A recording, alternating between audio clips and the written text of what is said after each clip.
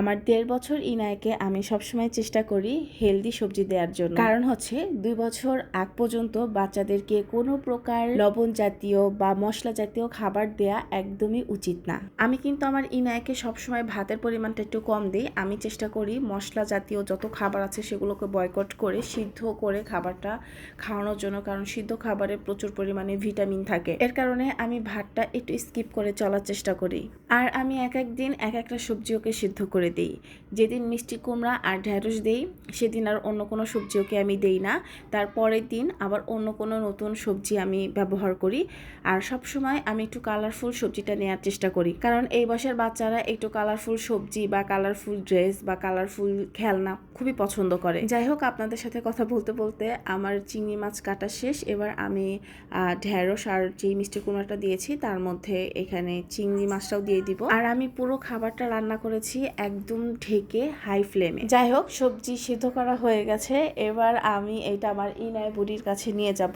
আমার ইনায় বুড়ি কিন্তু দেখে প্রচন্ড পরিমাণে খুশি হয়েছে। ও কিন্তু কান্না করতেছিল যখন এই সবজিটা দেখছে। খুবই খুবই খুবই খুশি হয়েছে। ও বেশি এটা খায় না, তারপরও এই সবজিগুলো দেখলে ও অনেক বেশি পছন্দ করে এবং খুশি হয়।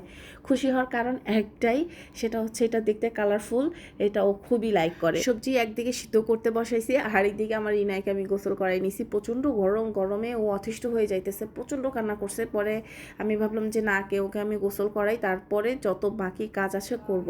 এরপর আমার বুড়িকে আমি গোসল করাইছি। গোসল করানোর পর ও খুবই খুশি হলে কি হবে, তারপর ওর গরম লাগতেছে, খ্যান খ্যান খ্যান খ্যান খ্যান খ্যান করতেই থাকে, কারণ ওর একটু গরম বেশি। যাই হোক, ওর জন্য যে সবজিটা আমি সিদ্ধ করে রেখেছি ওই সবজিটা এবার আমি ওকে দিব। দেখা যাক আজকে ও কতটুকু খায়। প্রথমে এমন একটা ভাব নিয়ে বসছে যে অনেক ক্ষুধার্ত এবং কেউ সবই খেয়ে ফেলবে। বিষয়টা আসলে তা না। ও আসলে কোনো খাবারই অতিরিক্ত খাওয়া পছন্দ করে না। ও খুবই সামান্য একটু একটু করে খায়। তবে আমি মাঝে মাঝে জোর করি, আবার মাঝে মাঝে জোর করি না, কারণ এই বয়সের বাচ্চারা মাঝে মাঝে খাবে আবার খাবে না, এটাই নর্মাল। জোর করে বাচ্চাদের খাওয়ালে এটা ওরা শাস্তি স্বরূপ নেয়, যার কারণে আমি জোর করে কখনোই বাচ্চাকে খাওয়ানোটা পছন্দ করি না এবং কি আমি খাওয়াইও না। চিংড়ি মাছটা একটু দিয়েছিলাম, একটু মুখে দিল। তারপরে মিষ্টি কুমড়াটা মুখে নিবে কি নিবে না চিন্তা করতেছিল। তারপর বুঝলাম যে না, ও আজকে কোনোটাই খাবে না, যার কারণে আমি ওকে কথার ছলে আমি একটু একটু করে ওকে একটু জোর করে মুখে দিছি। কিন্তু সে খুবই বিরক্ত খ্যান খ্যান করতেছিল। তারপর আমি ভাবলাম না, ওর মনে হয় গরম লাগতেছে, আমি এসিও ছেড়ে দিছি। তারপরও কাজ হয় না, মানে ওর এখন ঘুম ধরে গেছে, ও খাওয়া বাদ দিয়ে ঘুমাবে। তারপর আমি অফলাইনে বা অফ ক্যামেরাতে একটু একটু খাওয়ানোর চেষ্টা করছি, মানে একটা মিষ্টি কুমড়া কোনোভাবে খাওয়াতে আমি পারছি। ঢ্যাঁড়স অল্প একটু খাওয়াইছি, ঢ্যাঁড়সটাও বেশি খাই নাই, যার কারণে হচ্ছে ওইটা আবার ঢেকে রেখে দিছি। যদি ঘুম থেকে উঠে আবার তার খেতে ইচ্ছা করে তাহলে সে খাবে, কিন্তু একবারে জোর করে খাওয়ানোর সাধ্য আমার নাই। আমার পক্ষে সম্ভবই না ওরে মানে জোর করে কোনো কিছু খাওয়ানো। আর আমি চেষ্টা করলেও পারি না, কেন যেন হয় না। আর এই বয়সে বাচ্চারা খাওয়ার থেকে নষ্ট করে বেশি। দেখেন কি অবস্থা করতেছে, মানে কোনো জামা কাপড় পরেও শান্তি নেই, কোনো কিছুতে শান্তি নেই, সব বিছানা যা আছে সব মেখে নষ্ট করে ফেলে। তবুও বলবো আলহামদুলিল্লাহ, বাচ্চারা এরকম হাতানোর পরে, কচলানোর পরে, মেখে ফেলে নষ্ট করার পরে খাওয়া শিখে।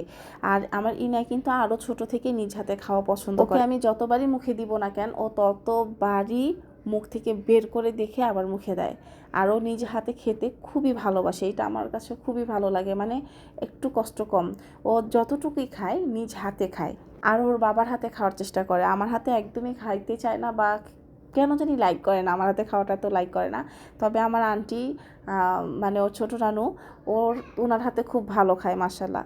মানে জোর করে খাওয়াতে পারে, কিভাবে যে কি সুন্দর করে যে খাওয়ায়, বেশি এটা জোরও করতে হয় না, কিভাবে যেন চোখের পলকে খাওয়াই ফেলে। বাট আমি পারি না, আমার দ্বারা একদমই সম্ভব হয় না। আমার কাছে আজাবের মতো লাগে, মনে হয় কি ধুত, এত বিরক্ত করে কি খাওয়ানো সম্ভব, গলায় আটকে যায় না, কি করে না, কি ভয় লাগে। তাছাড়া জোর করে তো বাচ্চাদের খাওয়ানোটাও একটু ঠিক না। জোর করে বাচ্চাকে খাওয়ানো ঠিক না, এটা আমার কথা না ভাই, এটা কিন্তু ডাক্তারের কথা। আপনারা এসে আবার আমাকে গালাগালি শুরু করে দিয়েন না যে আমাদের মা আমাদেরকে জোর করে খাওয়াই বড় করছে, এখনকার বাচ্চাদের জোর করে খাওয়ালে আর কি হবে। এটা আমার কথা না, এটা একদম ডাক্তারের কথা। যাই হোক, ওকে খাওয়ানোর পর্ব শেষ করেছি, শেষ করে ওকে ঘুম পাড়াতে নিছি, কিন্তু কোনোভাবেই সে ঘুমাইতে চায় নাই। পরে 10 মিনিট জোর জবস্তি করে, অনেক জিকির করে, অনেক কথা বলে, অনেক গল্প শোনানোর পরে তারে ফাইনালি আমি ঘুম পাড়াইতে পারছি আলহামদুলিল্লাহ। এবার আমি মুক্ত, মানে খাঁচার ভিতরে যেমন পাখি আটকে থাকার পরে যেমন মানে ছেড়ে দিলে মুক্ত আকাশে ঘুরে না, এখন আমি মুক্ত আকাশে ঘুরবো। মুক্ত আকাশে তো আর ঘুরতে পারবো না, ঘরের যত কাজ আছে সব করব, আরও ঘুমাবো। ওরে যখন আমি ঘুম পাড়াইতে পারি তখন আমার কাছে মনে হয় আমি অনেক সাকসেস, এবং কি সাকসেস আম্মা। Thank you for watching. অনেক কথা বললাম, আবার দেখা হবে অন্য কোনো ভিডিওতে।